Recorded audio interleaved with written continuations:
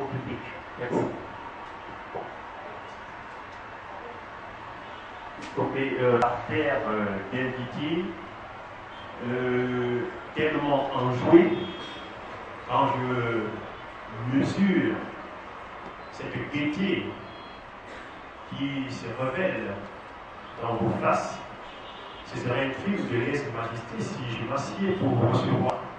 Aussi parce que je vous vois assez nombreux, assez utilement nombreux.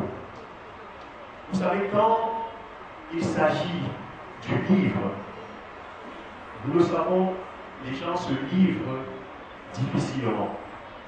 Mais nous voici, une fois de plus, à une rencontre de dédicace du livre.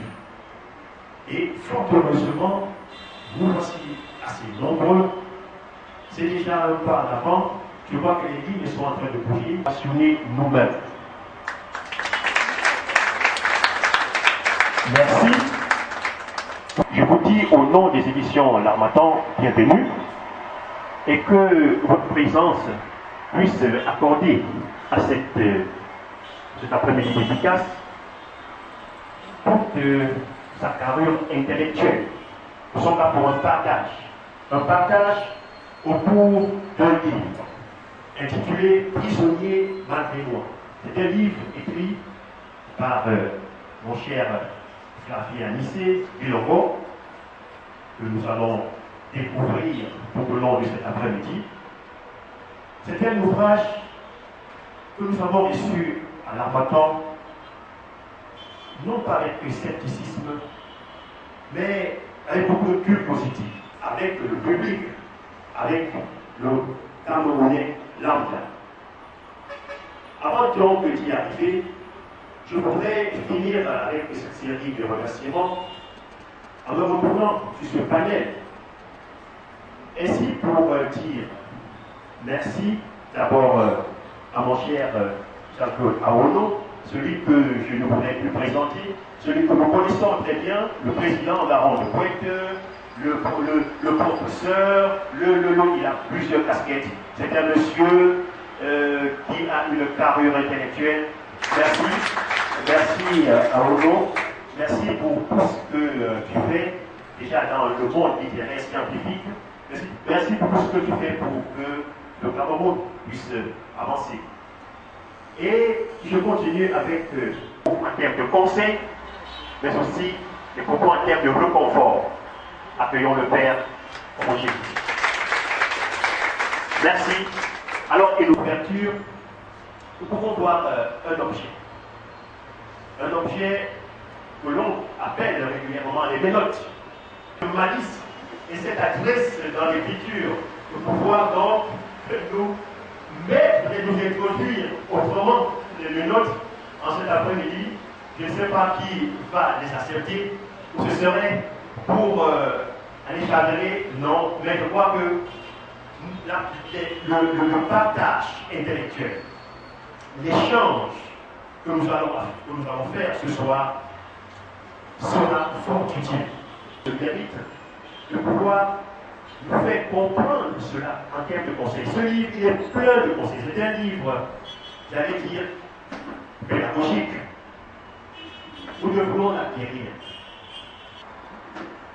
Je ne voudrais pas monopoliser la parole et je voudrais finir par où j'ai commencé en vous réitérant au nom des éditions L'Harmattan tous nos remerciements et son merci une fois de plus. Là-bas, vous avez placé le décor. Je pense que là-bas, qui est l'objet de tant de rêves, tant de convoitises de la part des Camerounais marocains. Donc voilà un ouvrage qui s'achève, qui présente une histoire qui se brise sur les récifs, pourrait-on dire, de Ceuta et de Melilla, sur les mers de l'Espagne.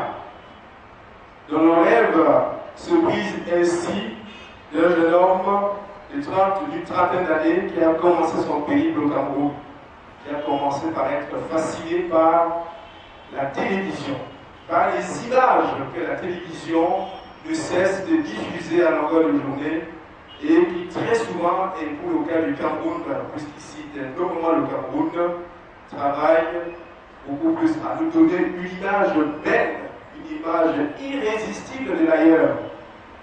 Il y a donc la télé qui produit des images, qui diffuse des images, qui déclenche dans l'esprit du jeune Camerounais, comme dans sans doute de plein d'autres, un rêve, le rêve de l'ailleurs, le désir de partir. Comment résister au désir de partir dans ces conditions-là? Quand on est travaillé par la télévision, quand on est travaillé par des images si belles, si magiques, si majestueuses de l'ailleurs. Le jeune Camerounais de la trentaine d'années ne va pas résister à cela. Il va donc entreprendre un long voyage. Et ce, aidé par un de ses amis qui a fait dans la boxe, qui est international dans le domaine et qui s'appelle Songovu.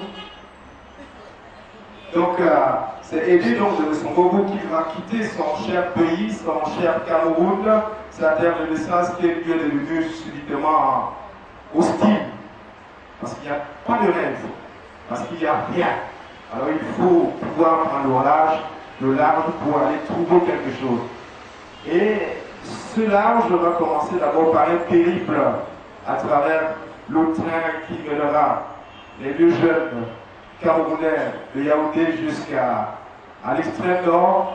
Et de l'extrême nord, on se retrouvera au Nigeria à travers les villes de Maïdougouri et une seconde ville de ce grand pays de l'Afrique centrale et de l'Ouest. La suite, ça va être le Niger, ensuite l'Algérie, et puis l'Algérie cédera la place au Maroc où le périple va finalement s'achever. Rapide, porte une histoire qui est tellement tragique, qui est faite de tellement de souffrances, d'un certain nombre de situations à la fois politiques, à la fois administratives, et nous révèle une Afrique qui est en réalité déchirée de l'intérieur. Parce que minée par des lois, par des dispositions, par une architecture juridique, militaire, policière, qui va viser à émietter justement ce rêve qui est né au Cameroun. Et entre l'Algérie et le Maroc, on va assister au paroxysme de la souffrance, au paroxysme de la déshumanisation.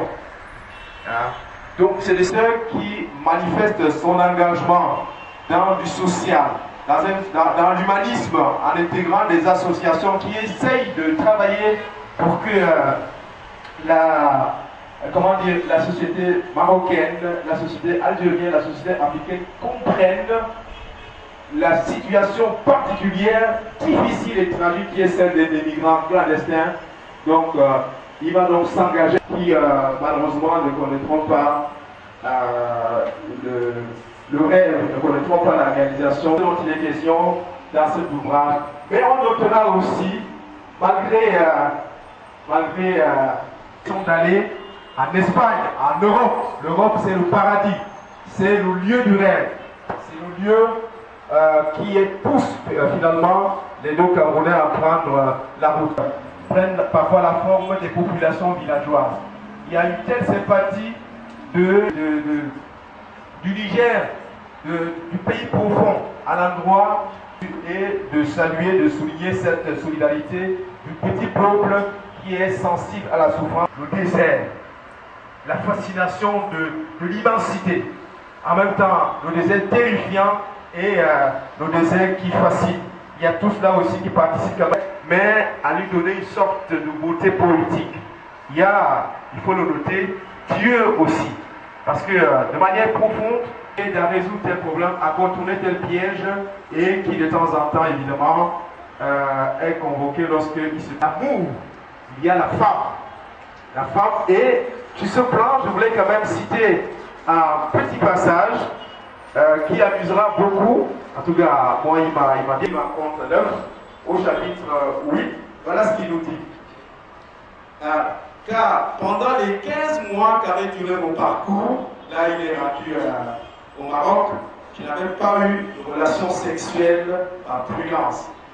extrêmement concentré et soucieux de réaliser mon projet, je n'avais pas cédé aux pulsions libidinales pour y noyer mes soucis, même quand les choses se compliquaient toujours plus.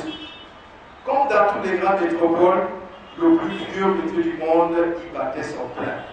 Il suffisait simplement d'appeler une fille de joie, convenir avec elle sur le prix pour se mettre à l'aise, parfois au prix de la virginité de celles qui étaient plus jeunes et vivaient dans l'extrême pauvreté. J'avais par moments une folle envie de me vider les couilles. Ce trop-plein me provoqua des douleurs lombaires et une nervosité non contrôlée. D'ailleurs, un jeune homme sympathique qui, pour être à l'abri du besoin, avait reçu de son père, moyennant quelques sous, et ainsi je pus aller au 7e ciel avec une belle nana au fond très gracieuse.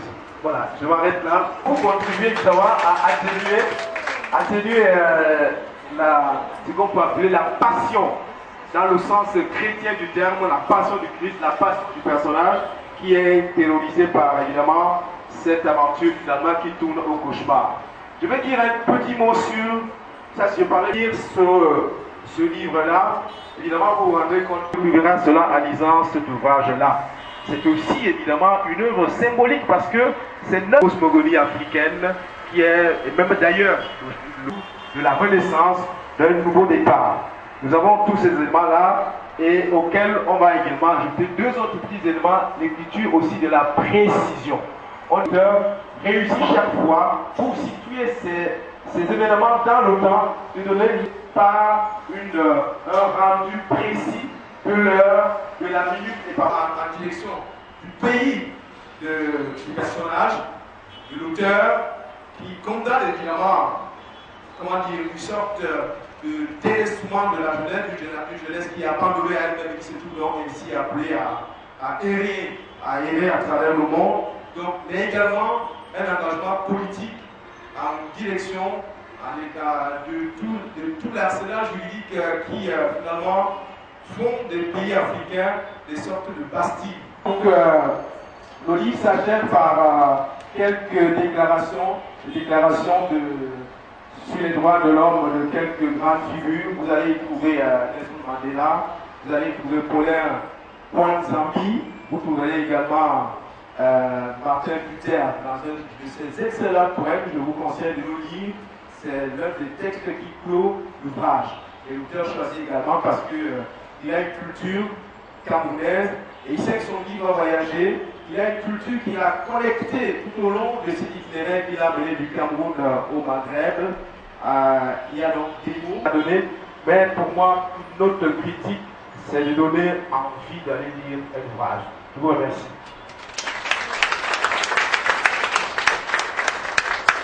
On fait le tour du livre sans avoir lu le livre, mais on a l'impression qu'il y a quelque chose qui reste parce que le livre est appliqué amplement. Ouais.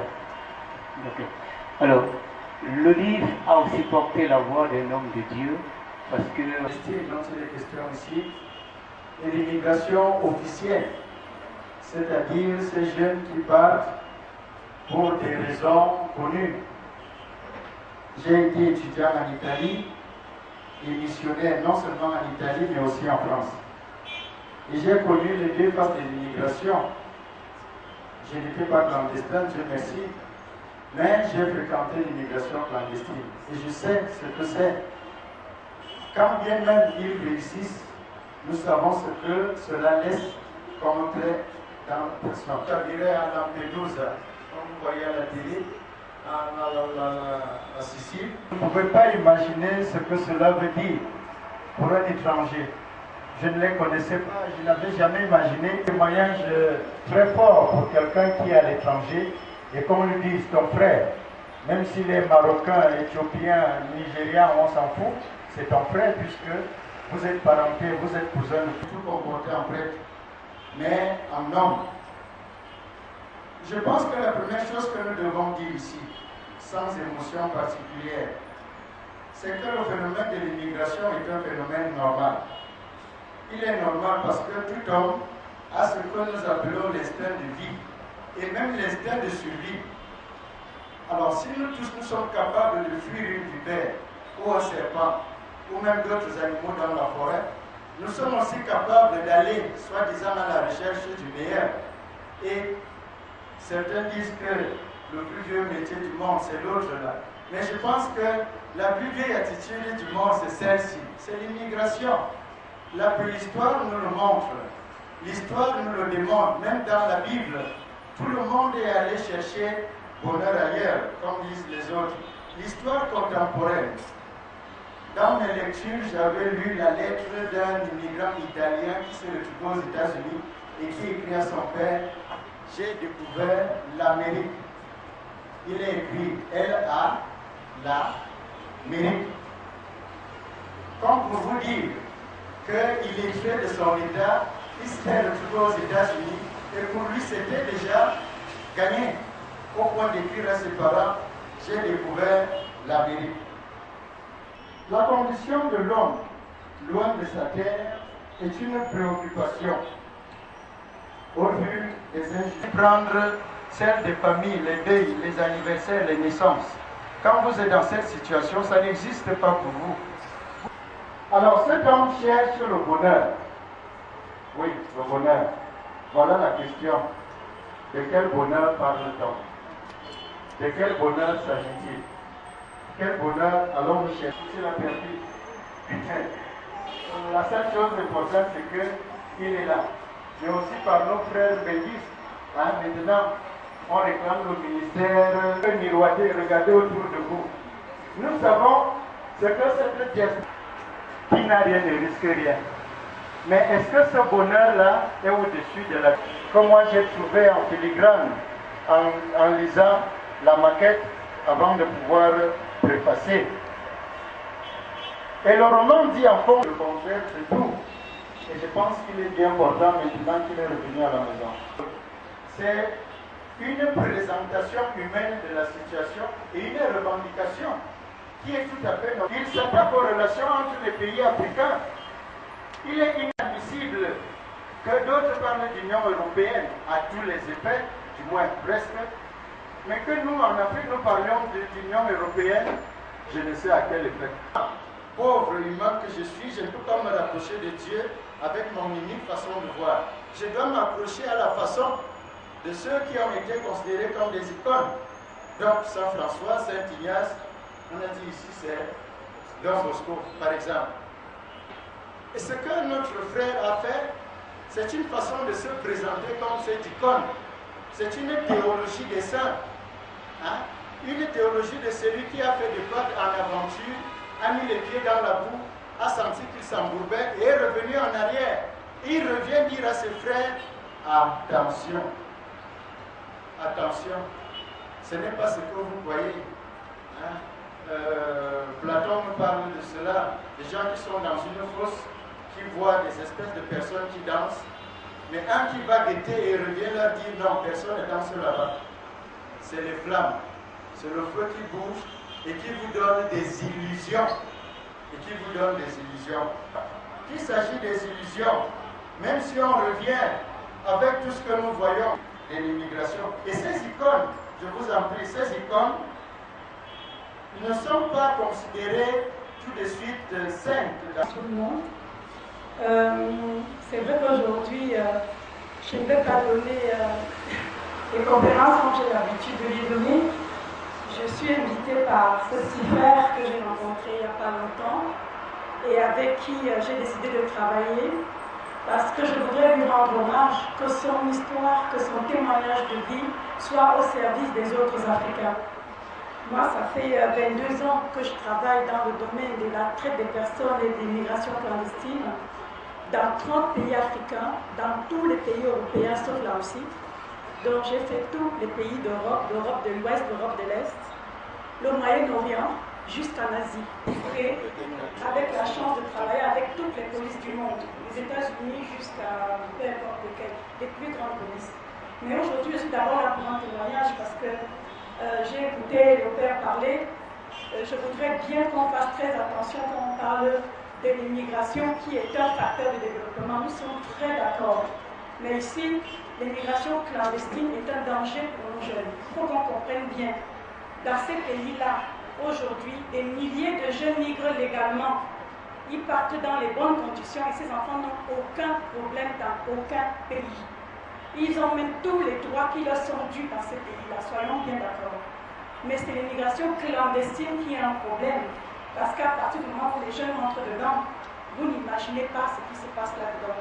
Les moments de solitude, les violences, les suicides. Aujourd'hui, le désert est un cimetière de centaines de milliers d'Africains depuis 20 ans. L'argent que les familles attendent, vous n'imaginez pas ce que les familles leur réservent.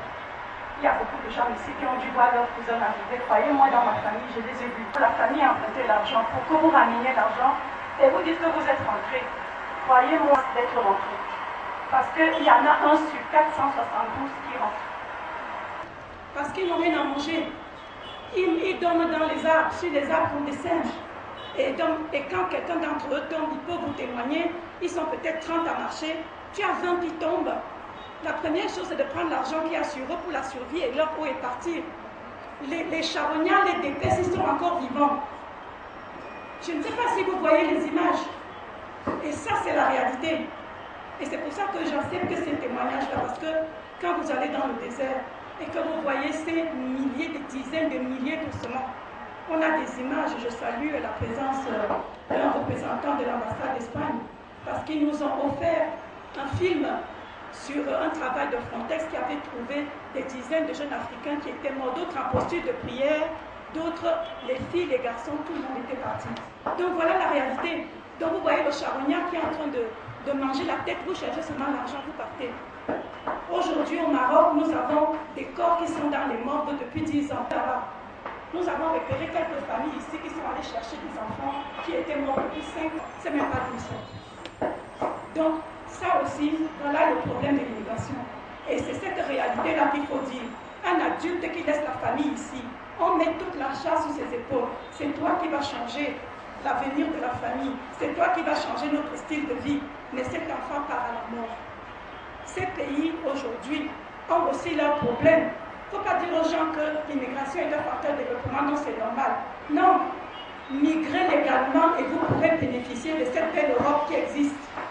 Quand vous n'importe quoi, ils ont des diplômes de médecins, ils sont docteurs, ils sont ingénieurs, ils sont professeurs. Là-bas, ils gardent le chien, ils lavent le sol, parce qu'ils ne peuvent pas rentrer plus certaines choses. Ils ont le chômage, leurs propres ressortissants sont dehors.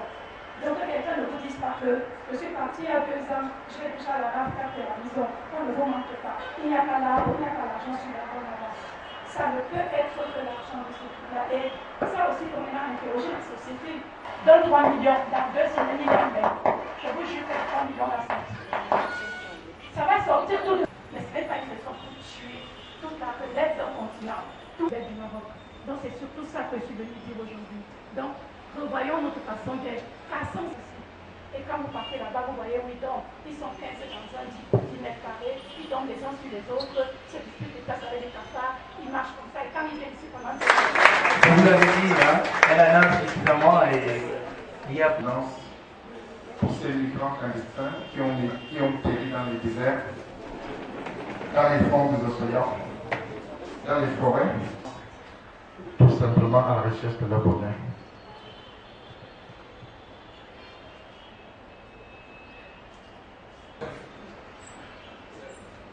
Au nom de l'association Retour au pays, au nom de l'édition Ramafon, je voudrais, à mon nom propre, je voudrais vous dire merci. Merci d'avoir sacrifié de votre précieux temps pour prendre part à cette cérémonie de dédicace de l'ouvrage pour venir malgré moi. Je voudrais également dire merci à M. l'ambassadeur de l'Espagne. L'Espagne qui est un des pays européens très touché par l'immigration. Ils accueillent et parfois les gens ne restent pas chez eux, ils vont voir ailleurs et ils sont opposés à tout ce que nous connaissons. Je voudrais dire merci à Madame l'ambassadrice spéciale du FAO, promotrice de la Chazat, Madame Elisabeth Patamana qui est dans la salle. Merci maman d'être venue. Merci au président de l'association Stan Banga. Merci à la Ligue camerounaise des consommateurs qui est venue encourager leurs camarades Parce que pour la petite histoire, la Ligue camerounaise des consommateurs est la première association à laquelle je milite quand j'arrive au Cameroun.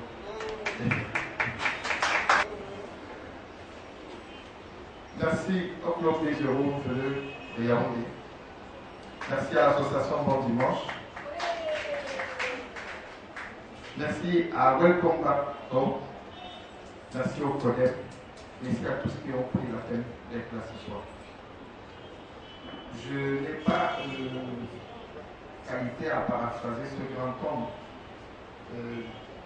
cet éminent posteur, le posteur Jean-Emmanuel Pontifex aux États-Unis, qui disait il y a quelques jours lors de sa dédicace, on ne parle pas trop le jour de la dédicace.